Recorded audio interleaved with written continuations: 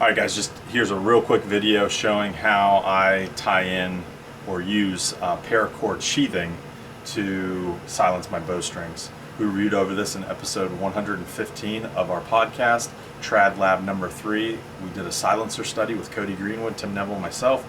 It's about an hour-and-a-half long episode all about strings and silencers. So check it out. That'll put what I'm about to show you into context. For years I've used commercially available wool silencers that you could buy from any of the distributors, or also I would go to a craft store and buy a giant roll of 100% wool or acrylic based yarn. I'd pull a big length off of it and I would wrap it around my hand.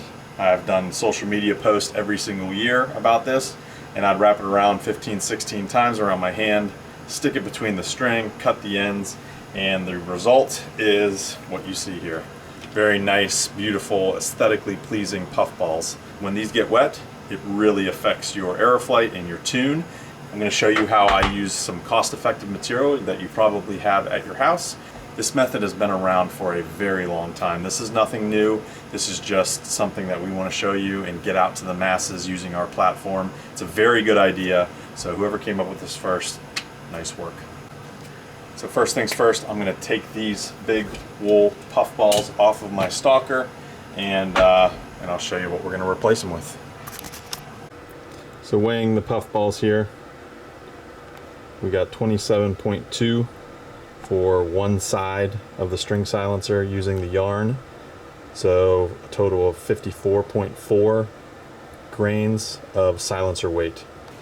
Okay, what I like to replace this yarn with that I just started doing is paracord. Found this length, it's orange, it's black. It's gonna match my orange and black stalker very nicely. I'm just gonna rough it out. I'm gonna use, let's say, 2 inches. Okay, now I'm gonna use this 2-inch section as a template, and I'm gonna cut, depending on what you wanna do, 4, 6 of them, however you wanna do this. But I usually do 2 per side. I'm gonna go ahead and do 3 per side, okay? So now, the next step, very simple. We're only using the sheathing. So all you're gonna do is take the inside sheathing out. That's it, throw that away. We're just gonna use this sheath. Pull this out. Let's check and see what these weigh, okay? Okay, remember these poof balls were 27.2, and our 3 pieces of sheathing, 10 grains. So now, let's move this over here. Stick this in between the string, same location it was. 1, 2, 3. I don't fray them prior to putting them in. Once you string this up, whatever section is tied underneath that string, it's still gonna be woven together, and it gives you a nice tight lock. And then once it's strung up, I go ahead and start fraying this up. Okay, I'll string this up and show you.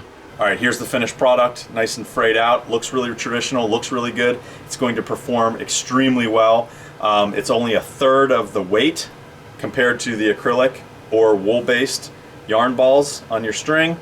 The real gain here is you're gonna gain a few feet per second, which isn't that big of a deal, but the true gain is inclement weather. This 550 paracord sheathing is going to shed water way better than any type of acrylic or wool-based yarn ball that you put on your string. When these get wet, they absorb water, and it's going to affect your tune, it's going to affect your aeroflight in inclement weather. You may be sitting in your tree stand waiting for the storm front to move through, your string silencers are soaking wet, your arrows are going to fly differently. This 550 paracord is going to shed water way better. I'm really enjoying it, and it's extremely inexpensive. We just used maybe about 5-6 inches of this paracord, only a couple cents worth. Looks good, performs well. There you go. Cheap, effective, easy string silencers you can do right at home. Okay, that's all I got. Take care. Get Primal. Boom.